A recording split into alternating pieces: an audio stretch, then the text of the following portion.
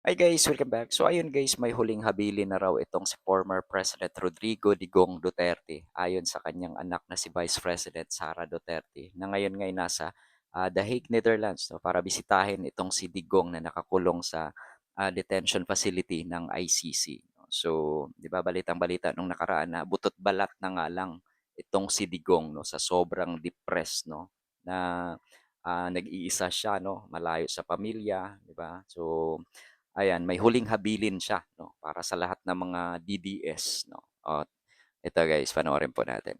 Pakinggan natin yung mga sinasabi nitong si Sara Duterte.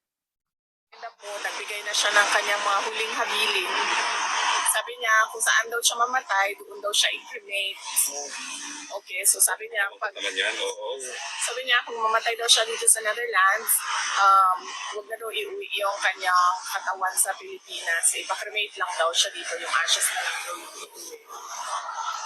Yun yung kanyang, and then, sabi ko, i-discuss na lang natin sa susunod kasi hindi ako pro-cremation. Hindi ako pro-cremation. Tapos siya, pro-cremation siya. And then sabi ko sa kanya, so anong mangyayari dito kung kunwari hindi namin sundin yung ano mo, ang habilin mo na i-cremate ka? Sabi ko, ilibing na namin doon sa tabi ng tatay mo. Babalik ka ba? Sabi ko, babalik ka ba? Sabi niya, well, hindi naman, pero pag-isipan ko, kung bumultuhin kita o hindi. So, yun yung discussion ngayon.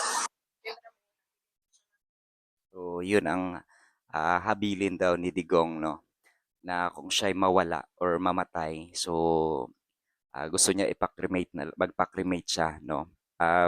Para siguro nga abo na lang ang bitbitin nila dito sa Pilipinas, 'no. So, nakakalungkot na balita nga ito, 'no, para sa mga DDS, 'no, 'di ba? So, ayun, kasi nga nawalan na talaga ng pag-asa itong si Digong, kung malusutan pa ba niya itong kaso niya, 'no, sa ICC, 'no, sa grabe sa dami ng ebidensya laban sa kanya, 'di ba? So, nakailang motion na sila pero talagang hindi sila pinagbigyan ng ICC, 'no. So, hindi sila nakalusot, 'no.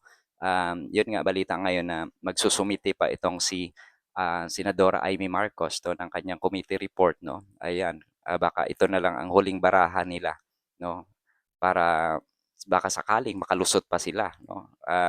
At mapagbigyan yung mga panawagan nila na pauwiin nga itong si former President Duterte, 'no. So, grabe. So, ayan mga DDS, ayan may huling habilin na ang inyong Tatay Digong, 'no. So yun guys, 'no, abangan po natin ang mga susunod pa na mga mangyayari diyan, 'no, sa ICC, 'no, nitong si former President Rodrigo Duterte. So, pero sana pa din makaharap pa rin siya sa korte ng ICC, 'no, para harapin nga itong mga patong-patong na mga kaso niya diyan sa ICC, 'di ba? So, ka kasi kawawa naman din yung mga sumisigaw ng hustisya para doon sa mga EJK victims, 'no, mga pamilya ng mga nabiktima nung tukhang niya, 'di ba? So, 'yun guys, 'no.